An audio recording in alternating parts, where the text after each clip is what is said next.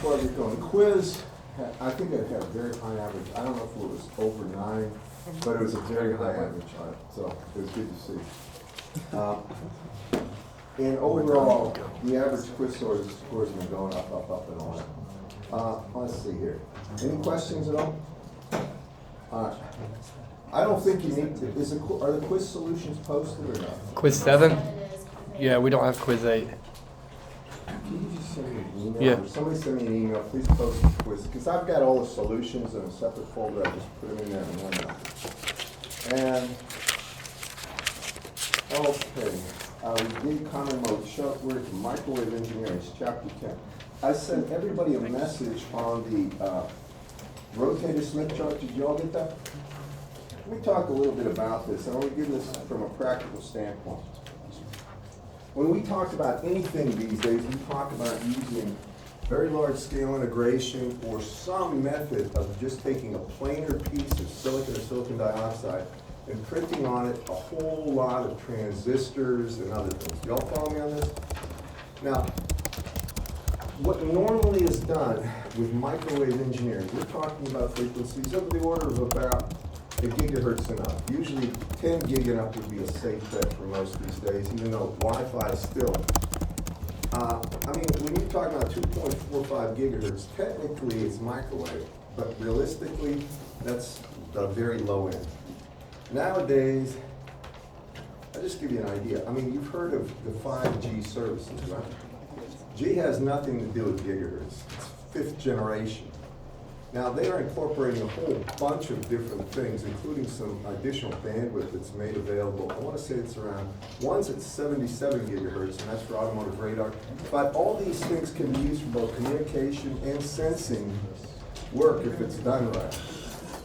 So, how do you build technologies? You get a whole lot of transistors and everything on a board that can be used to communicate microwave signals. Now, here's my real point. What's the big deal? Why can't, I mean, when we're talking about a transmission line, just a transmission line, when do we start looking at 2 pieces of wire in parallel as a transmission line and not as perfect conductors? Does anybody remember? Right, when the actual length of that transmission line is longer than about a 10th of a wavelength, right? Now, the reason we need microwave engineering and stuff like this on these, I call it microwave engineering. Most of the time, it's not a waveguide, it's a transmission line or a fiber optic tube. The reason we need that to do this engineering, not assuming it's just a perfect electrical conductor between 2 parts, is because the distances now approach greater than a 10th of a wavelength between components. You all follow me? That's the reason we do this. So, when we talk about, this is chapter 10,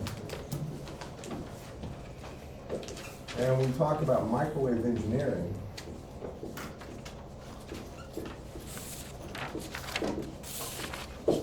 let me say this.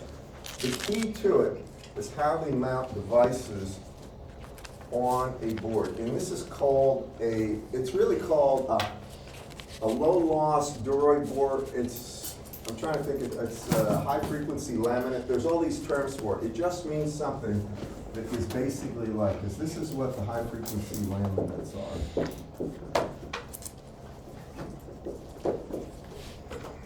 You have a piece of copper and it's grounded. And above that, you're going to have a material that's going to be an insulator.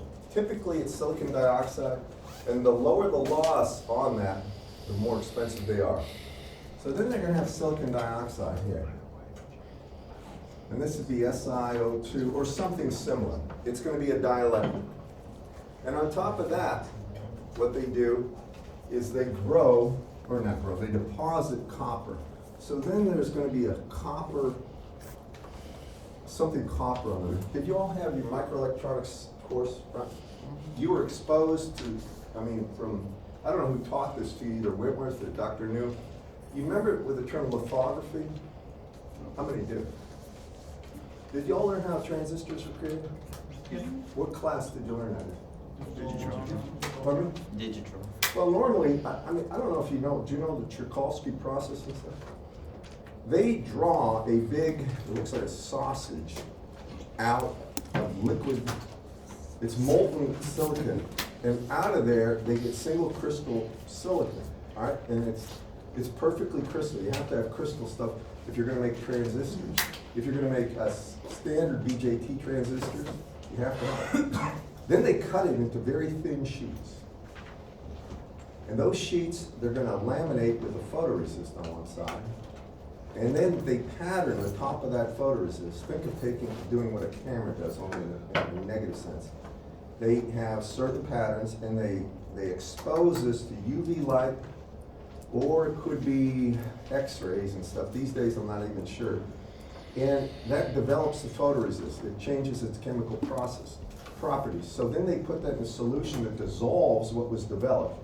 And what remains is a photoresist layer that is very resistant to any kind of ion implantation or diffusion that they're going to use next on that silicon. They go ahead and put it into usually a high temperature, very high temperature environment that'll have either a boron or phosphorus dopant. This is the standard way. I mean, there's gallium arsenide, there's all sorts of stuff. And what'll happen is that material in this gas, it's 800, 900 degrees, will diffuse in a small amount. Then they'll strip off that photoresist. Do y'all remember this process, guys? Where did you get this in? What class? Digital electronics. And also Dr. New taught you guys this. Did y'all have this? Digital electronics?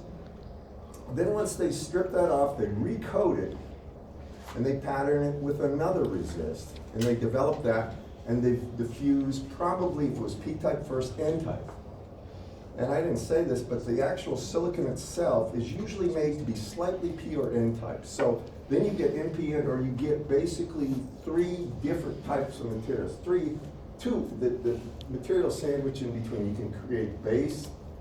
You're going to have base emitters and collectors, or you're going to have, you can then deposit metal on top of that, and well, you pattern, put down some more lithography, or you put down some more photolithographic material, and you develop it. It's a mask, and then you put metal on if you want a metal oxide semiconductor. But that's what goes on. Y'all with me? Now, when you're talking about microwave, really high frequency stuff, they'll have chips. Y'all know what ASIC chips are and stuff? All right. They'll have chips that they're going to mount on something, and they're going to mount it on this, something like this. Now they go through the same pattern. If there's a chip here, I'm just going to put it, well, I'll do it this way. They're going to say, first we have to pattern this copper to get rid of everything we don't want, and we'll get long lines, something like this. I think you know this, but you're going to get something where now you're going to have these lines like this of copper. And this is Cu, Cu. And what effectively it is, you have a conductor and insulator conductor, conductor, insulator, conductor. So if you drive this plus to minus, you have a transmission line, just like an extension cord, two conductors in parallel. Y'all with me on this? Now that allows for a transmission line to be built easily. And there's an impedance. If you actually looked at the impedance of this microstrip, call it ZM, right there, you could calculate the impedance of that. Now I don't dwell on this. There's a ton of stuff on this, and it's really more the technician's job. But this impedance of this line has to do with the width of this line, and I'll draw it up here. I'll just put one on. So normally what they'll do is, they'll say if you have a line of width W and thickness T, and you're going to have some dielectric epsilon relative, and you're going to have some thickness of this D. And they want to know the characteristic impedance of this line to ground. There'll be silicon, or there'll be copper back here, and thereafter that's Z of the actual line right there. Well, it'll be a function of the width, the thickness, the spacing, and epsilon relative. And there are a whole bunch of formulas for this. Dr. Wentworth shows you a few. I never ask you a question about this. I will not ask you to determine this impedance, because frankly, there's so many ways to do it, and they are... It's just Ladybug. And they all give the same answer. And the reason I'm saying this is the way they actually get this, just if I showed you the tables on this, you'd understand. I'll just give you one. So, if you talk about the width, actually in Whitmer's book, he calls this H instead of D. If you talk about width over H of that to be less than 1, then you get the characteristic impedance of that line. I'm going to mention why this is at least important to appreciate.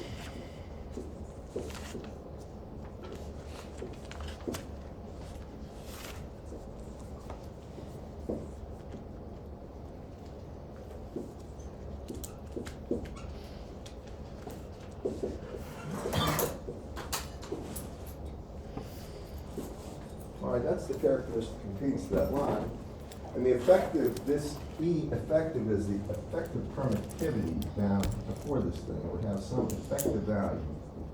And the effective value is equal to, and this is out of Whitmer's book, it's epsilon relative of the dielectric plus 1 over 2, and it's plus epsilon relative minus 1 over 2 times square root of 1 plus 12H over W.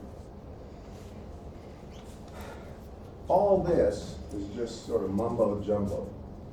It doesn't come from fundamental physics. It doesn't come from anything based on Maxwell's equations and a derivation. The way they get these things is they'll find what are called family of curves. They'll take a look at Z naught versus, for instance, for a given epsilon relative, and say a given height, they'll get this versus W. And it looks something like this. I'm just showing you how it's done. And then they'll increment one of these two, and they'll generate another set of curves. Y'all with me? This is called curve fitting. And after they generate this family of curves, then they have to find things, formulas, that will map that pretty closely. Have y'all done curve fitting at some point? What class did you do it? Y'all did it in analysis? All right, curve fitting is a huge deal when you're dealing with any kind of thing that's gonna be batch process where there's a whole bunch of things varying. So what they'll do is have a computer simulation based on Maxwell's equations that generates an enormous amount of data. They'll change everything a small amount. And these aren't 3D or 4D. They may be ND. They may be 10 different things that are varying at once, and they're getting these things. What they want is an equation that's very accurate for a given HW and effective epsilon relative.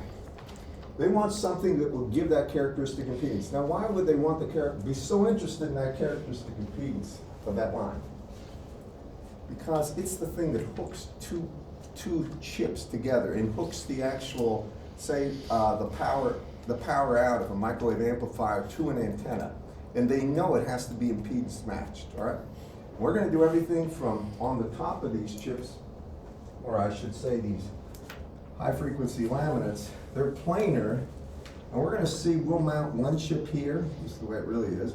You might have something here, say an ASIC down here, you're gonna have a power amp here, and this is gonna go to your antenna. All this will be on less than 4 by 4 inches. Have you all seen those green FR4 boards? A lot of times your 2.54 gigahertz routers and things are mounted on that. They're kind of green. Did you ever pattern any of this stuff, class? No? Well, there used to be a lab where you had to design a board and then pattern it and then mount things on it. Now, you've all soldered, right? Well, here's something you'll appreciate. Most of these boards, if you buy them and you're a small company, you buy a board, it's $100 a square foot. That's right, that's a very good product, and but that's the cost involved with just the thing you mount the chips on and stuff. Chips aren't that expensive, by the way. And then they might have a microcontroller on here, they're gonna have amplifiers, they're gonna have maybe an FPGA, they're gonna have all sorts of things that are used for either radar or telecommunications work or whatever. And all this stuff is gonna have little coax cables for the input and output to it. And it's all has to be impedance matched. So that's the reason that's so important. Now in his book, I'm just gonna mention this. I really don't like spending a lot of time on this, and I'll tell you one thing happening. Whenever you do this, here's the one single thing you remember. There is an upper frequency where what we're doing is legit. And here's why. Because when it goes beyond a certain frequency, all of a sudden, this is no longer just a transmission line, it becomes a waveguide. Then you will actually get you'll get a half wavelength of distance between here and here. And now you develop waveguide modes where there's more than one propagation frequency. Y'all follow me on this? Remember how we had waveguides, we only wanted the thing to propagate in one mode, right? Well, technically a transmission line propagates in the OO mode. Both E and H are perpendicular to the direction that the energy propagates. But the minute you get an O1 mode or a 1O mode on these things, and I don't want to go into that, then all of a sudden energies or power is propagating at two different velocities and everything gets garbled. Now the nice thing is, the frequency limit is so high usually, you don't even approach it. It's given an equation 10-7. I will not test you on that, but remember that. I may ask you a question about it. It's just C over 4 divided by thickness H over square root of L. This is the one he has. And he has a maximum frequency that these things can be used at is C over 4H times square root of epsilon effective. Now, I want to just mention one thing about this so you know how big a number that is. If you take a look at this, C is 3 times 10 to the 8th, right?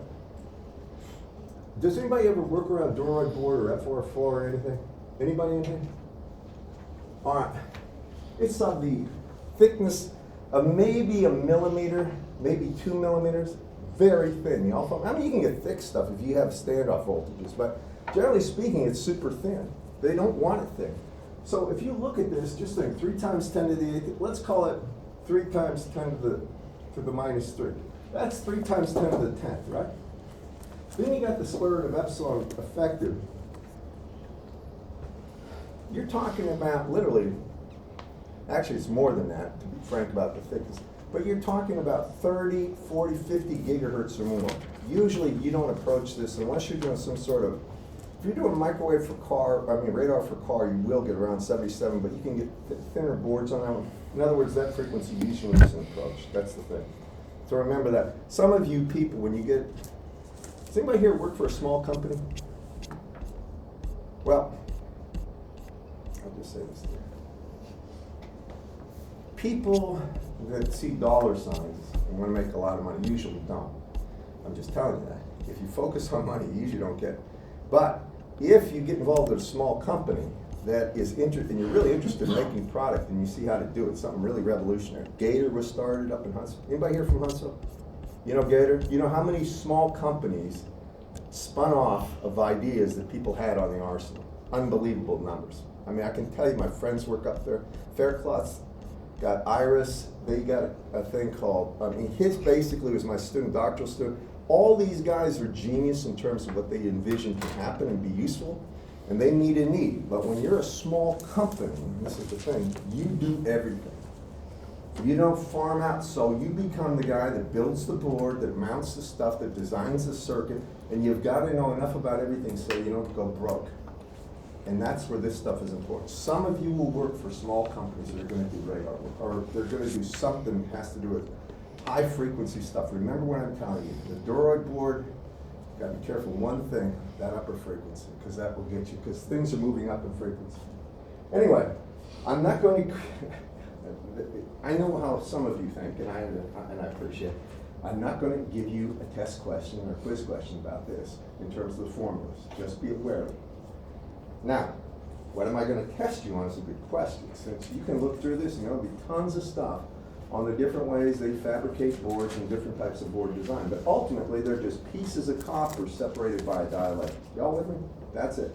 There's all sorts of stuff you can look. If you ever do start a small company and you're wondering, well, how do I do this? The one thing I love is the internet is absolutely filled with information about how to assemble basically Doroid board and microwave circuits. They'll tell you how to, the process of lithography, they go through everything so you don't have to, and it's really, really nice.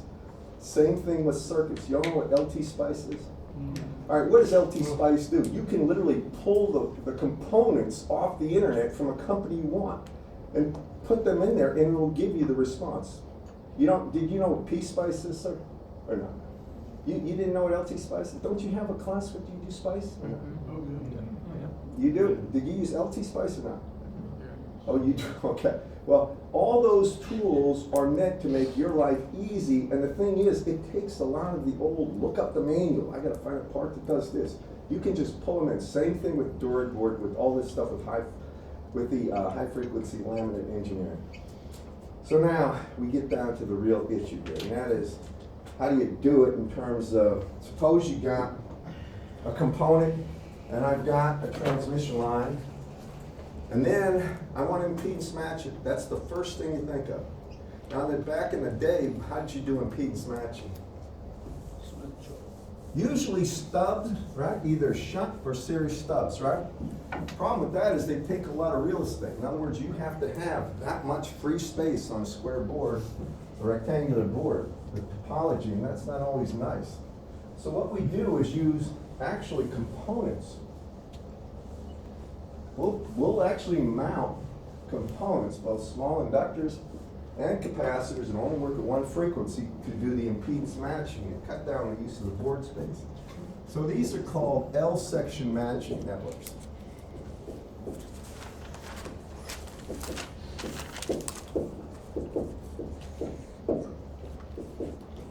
All right. So let me take you through this in a way I think it's most, remember the reason for it. We want to do impedance matching with components because it's microwave engineering. Everything's got to be on a very small piece of real estate, topology-wise. So how do you do it? Well, first you draw a Smith chart. I sent you one, I'm sorry I didn't send it earlier. And this is your standard Smith chart. You'll use this forever. They use this, if you get old, new equipment, this is the first thing that pops up on network analyzers when you go ahead and do engineering on it. This is the R=1 circle, y'all remember that, right? This is standard Smith chart. There's some things I call mile markers. Here it's 0. And as you're moving this way, it's wavelengths towards generator. Just to make sure everybody's got their memory refreshed. If this is the standard way it's done, if this is equal to some Z load, and the transmission line has a characteristic impedance of Z0, and this is the length, and you want, say, Z in here, you're always going to move, if you think about this, you're either going to move towards the generator, which is assumed over here, or you're going to move towards the load, one of the two. When you're moving this way, it's wavelengths towards generator. Y'all remember that? Now, something else, remember, we're going to talk about how you normalize, but there's something else you know. Right here is the J1 circle, right? And down here is the minus J1. I like to put these coordinates on here because it makes it easy to talk about.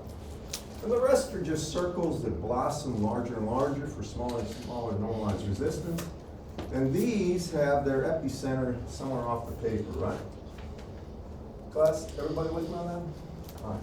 So the way you were taught to do it is first, you're going to have the normalized ZL is capital ZL over Z0, right? And you plot that point. Y'all with me? Now there's 3 regions we talk about when we do microwave engineering. The first is inside the 1 circle. So if that point ZL is inside R=1 circle, that's the first one. And we're going to do that one now. And I'm going to show you why I'm talking about it. Remember, what we're going to do is add elements to this, right? So actually, let me just start with ZL so you can see what I'm up to. So here's my ZL. Characteristic impedance Z0. On there, I normalize it. ZL. I normalize it, and now I land inside the 1 circle. Suppose I land right here. This is my ZL. When I say inside the 1 circle, it's in this target area. Y'all follow me? Now if you're in there, ZL has a real and imaginary part, right? The real part is greater than 1, correct, class? If you're inside the 1 circle, it means the real value inside there would be larger than 1. Does everybody follow me on this? Now, anything I add to that to get rid or to try to impedance match it is going to only change the reactive component. Y'all follow me? So just listen now.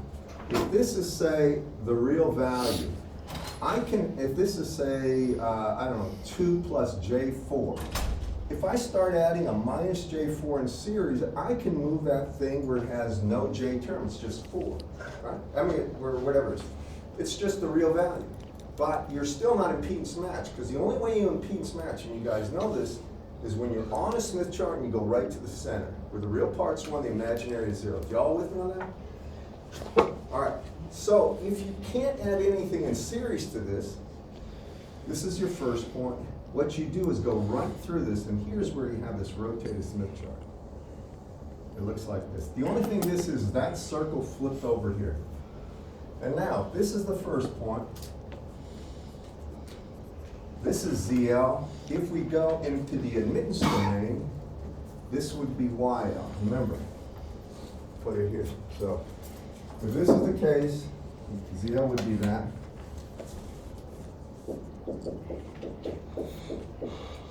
And we get YL, and that's 1 over ZL. But now, here's the thing. We'll be inside this rotated Smith chart. It's just called, or the rotated circle, that's what it's called. You all see this, class? Now this is important. Once you're in here, we're in the admittance domain, aren't we?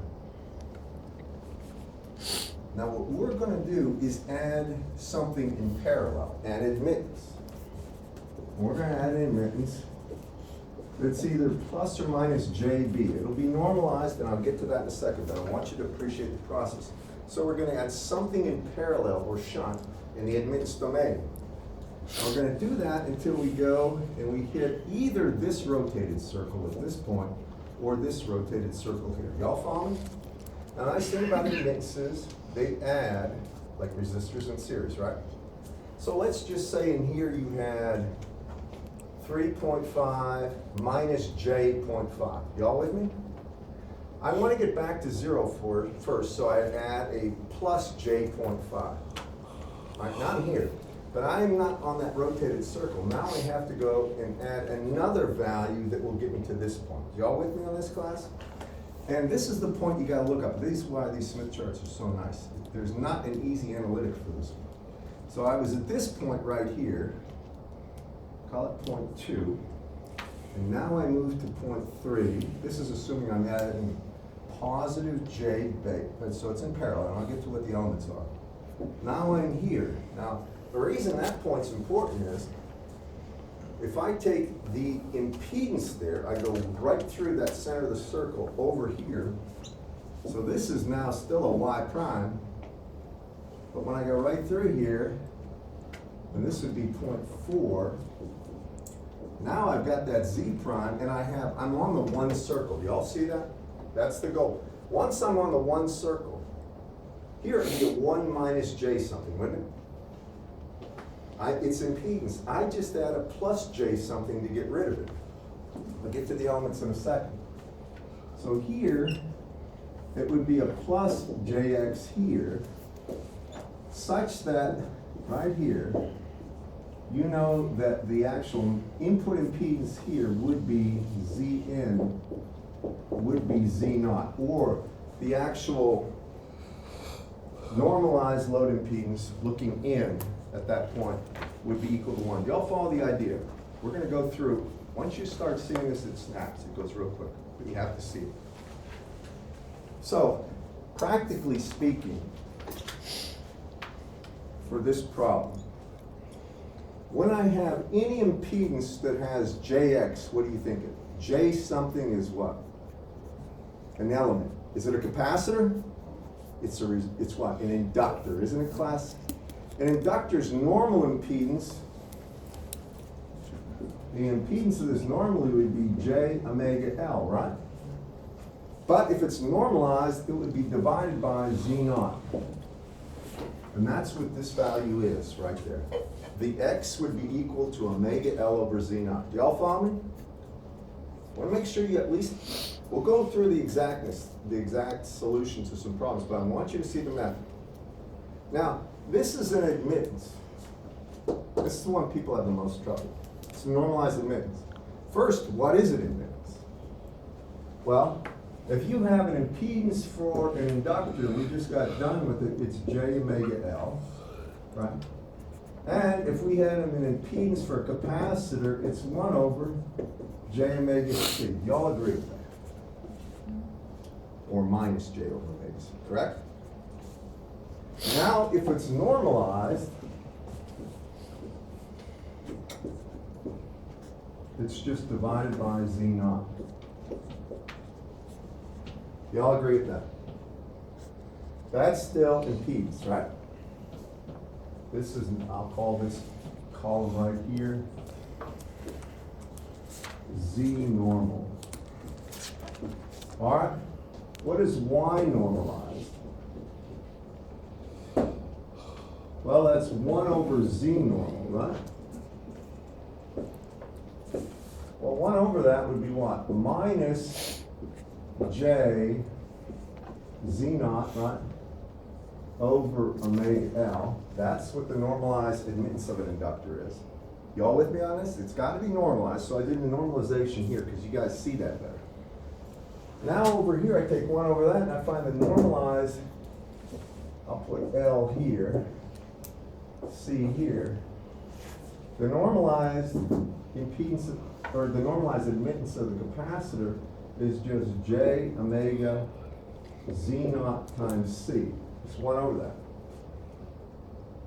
I just want you to make sure, I'm trying to keep this as easy, make it as easy as I can, because people get confused when I do this Y business. That's the reason I'm putting it like this. And it's easy to do. Okay, now we have the inductor and capacitors, normalized admittance, normalized impedance. You see how this value is going to be something like J5. We're going to do a problem. Y'all with me on that? It's J something. You take that something, and the only thing you do is equate it to omega L over Z naught. For a given frequency, a given Z naught, you can find L. You all agree? Now, over here, back a step, that JB is equal to this, J omega Z naught C. Y'all with me on that? So you can figure out what the capacitance is if you know that value and know the frequency in Z naught. Always. Z naught and omega are given. And these matching elements, what this would really look like, what I've just described here, it would be some load. Then you would have, this would be a capacitor right here. And there would be an inductor in series with it.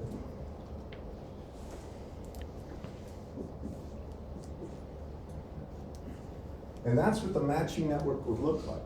Y'all understand that? Now these are very small distances. You're going to get the smallest possible lead spacing there and smallest mounting. You want the lead length of that inductor to be minimum. But this is done all the time. It's done by machines too a lot of times. They actually print, they'll place these things there and solder. Has anybody seen these machines where they do tack welding and stuff automatically? That's the kind of process. You can do it yourself. I mean, in a small company, you will do it. But in a large scale company, this is all automated and it's done very quick. The thing to remember is this. This works at one frequency only. It has a very small, call it wobble, a very small bandwidth. So anytime you get these things working at one frequency and you want multiple, you have to make this filter over and over again and have some way of unlocking and locking in the load you want. Just try to keep that in mind for the future, because some of you I know are going to be doing this kind of stuff. I don't know how many engineers I've talked with that have graduated, and after I see them like at a football game a couple of years later, they tell me about all the stuff that they had to do, that they were it was like overwhelming, but they found a way because they knew enough, they knew where to look and who to contact. And remember this. Okay, so now we're going to do some real problems. And I know you don't have your, does anybody have a Smith chart with them? Or a rotated Smith chart? All right, next time, please bring a rotated Smith chart and straight edge, all right? Now we're going to do a problem. And the one we're gonna do is an example in the book. It's on page 559.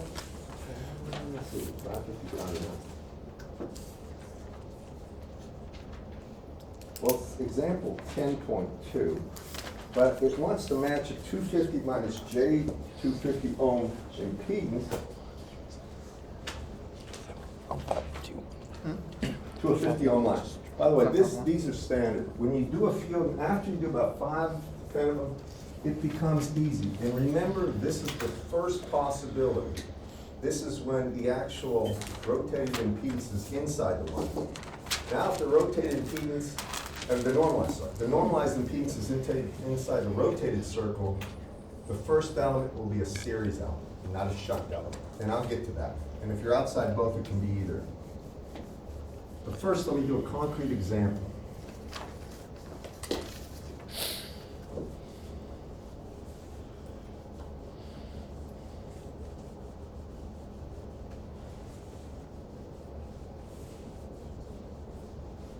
All right.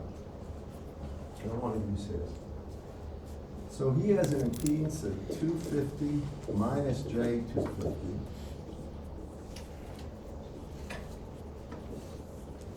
And he has a characteristic impedance of the actual microwave laminate, the high frequency laminate or the transmission line, is 50 ohms. So here comes my version of the Smith chart.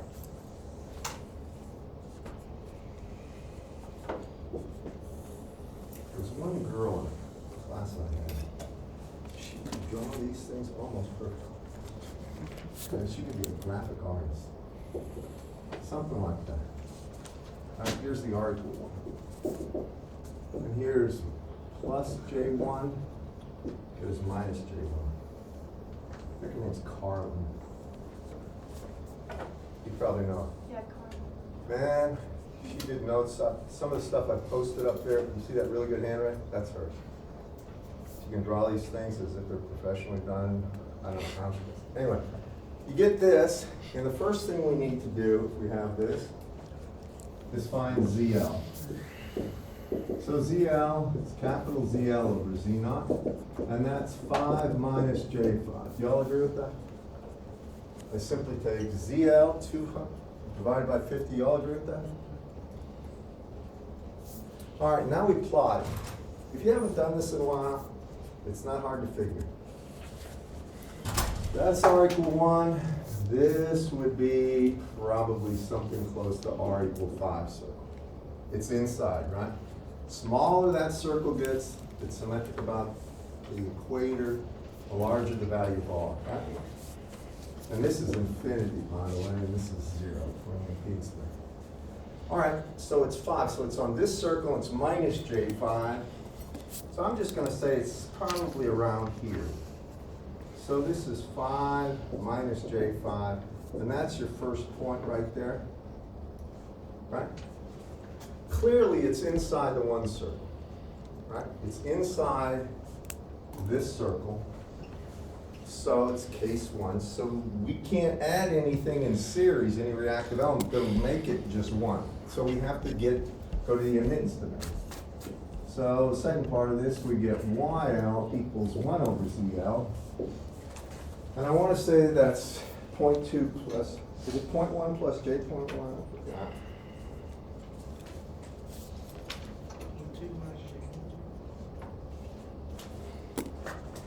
What'd you get? Just pick. 0.2 minus J.2? No, it's 0.5 minus J 0.5. 1 over that will be like 0.1 plus J 0.1, I think. Yeah, that's right. 0.1 plus J 0.1? All right, so this is 0.1 plus J 0.1. And that's, if you go right through the center of the center of that circle here, it'll be right here. It'll be the same distance away from the center right here of the Smith chart in the opposite direction. So this is YL, and it's 1 or 0.1 minus, wait a second, plus. 0.1 plus J 0.1. And that's right here. So that's 0.2. Now, we're here. We're gonna add something right here so that we get to this point. And this is important, you see this, I want to take a second, please. All right, now, these, you know, if you think about the real value of that point, that's the trajectory, approximate trajectory of the real part that would intersect there. Y'all with me? The imaginary part for this, I mean, if you look at this, this is coming, it's basically out here. And that's going to be the J 0.1 here. The real part on this is going to be 0.1, right? Because you see how it's 0.1? Is one over that?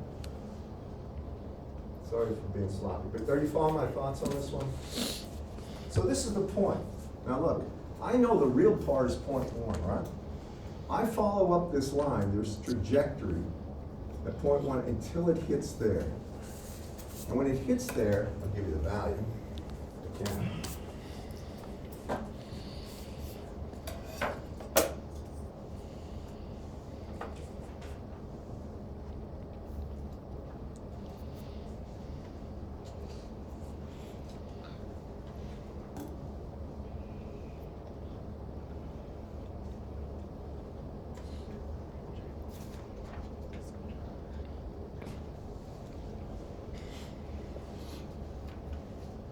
I think it's it should be J3 plus J point, or 1.1 plus J3. So this isn't drawn to scale, but this would be 0.1 plus J 0.3. And that means the distance difference in terms of J is we have to add a plus J 0.2 to this. Trying to understand, this one is J 0.1 plus J 0.1. To get to this point, that's what it says in the book. I have to add J 0.2. Does that make sense, everybody? Y'all follow? And it's a parallel. So now we're going to add this capacitor is actually going to have a value of J 0.2 right here in terms of its normalized admittance. Then we'll get the value in a second. Now we're going to add an inductor here. We're going to get to it in 1 second. Now we're at this point. This is 0.3 right here. And I have to take 1 over that, and I go back to the impedance domain, and I come here. And this is 0.4. And this will be 1 minus J. Do you have a calculator here? Pick 1 over 0.1 plus J 0.3 and tell me what you get. It's going to be 1 minus J something. I need that something. 1 minus 3? J3? Yeah. All right, that sounds actually right. All right, you with me? Because now we're in the impedance domain. We were in admittance, now we go to impedance. We're going to add something in series. And the series value of this normalized impedance will be J3. Y'all follow me? Now the reason is then if I look here at the normalized impedance or admittance, the Zn normalized, call it normalized, is 1. And when I add that impedance, I go from here, which is part 4, right to here is the 5th part. And now when I'm at the center of the circle, I'm impedance match. Am I not, class? Y'all remember that? So that's the method that you have to go about it. When you want the actual values, and I know I'm out of time, when I want the values here, the 0.2 is just equal to omega Z0 times C. If you look back, that's what's normalized admittance. Do y'all remember that? And then here, that's equal to J, and if you want, it would be omega L over Z0, or over 50. And for a given omega, you can get L very easily. So it's really 50 times 3, or 150 over omega is L. And that's how you go about doing this. I'm going to give you some homework problems. Now, something I didn't get to. I know Friday is nice. This is the last day you're going to turn that stuff in. If, for whatever reason, you aren't here on Friday, I can think of a few. But I'd be willing to do something for you. I'll give you a quiz on Wednesday based on this stuff. I'm gonna give you homework and you do it. If you want it, we'll even vote on this right now. If you want it, or we'll do it on Friday. But on Friday, I need that stuff turned in before you leave here, if you're leaving, all right? I need it turned in. You can take it up to my office. There's a drop box outside my office. Just put it in there, all right? The ABIT project's what I'm saying. Because I know. Now, do you want it on if you want it on Wednesday, raise one hand. Okay? Then we have it on Friday. Don't matter. Don't worry, Terry. We'll take it. All right, guys. I'm going to give you some more homework. We won't do it, but please do the homework. And I'm going to go through the other two cases.